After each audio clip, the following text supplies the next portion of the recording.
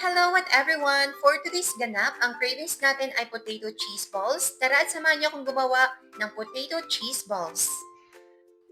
Gagamit lang tayo dito ng potato and cheese.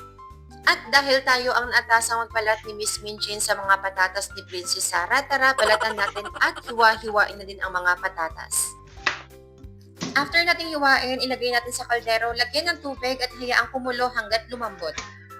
Once okay na, check lang natin yung ating patatas kung malambot, tusukin ng tinidor. If okay na, hanguin, then let it drain our potatoes.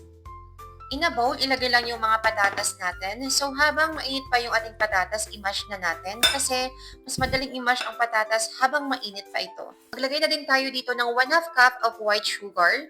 And you can always adjust your sweets depending on your taste. At gagamit din tayo dito ng 7 tablespoon of cornstarch.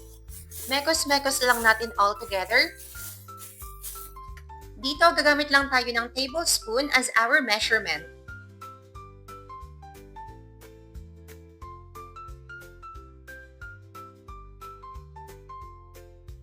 Bilog-bilogin lang natin yung ating mashed potato and i-flatten na din natin.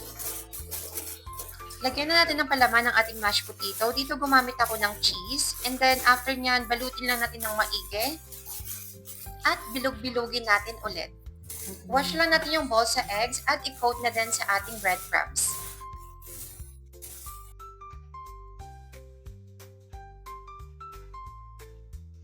Magpainit na din ng mantika at isalang na yung mga potato balls. No need to over fry it everyone kasi luto na din naman yung ating potatoes.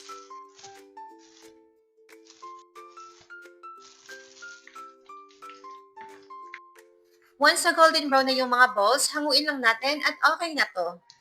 There you go at everyone! Ganun lang kadali at kasimpleng gawin ng ating potato cheese balls.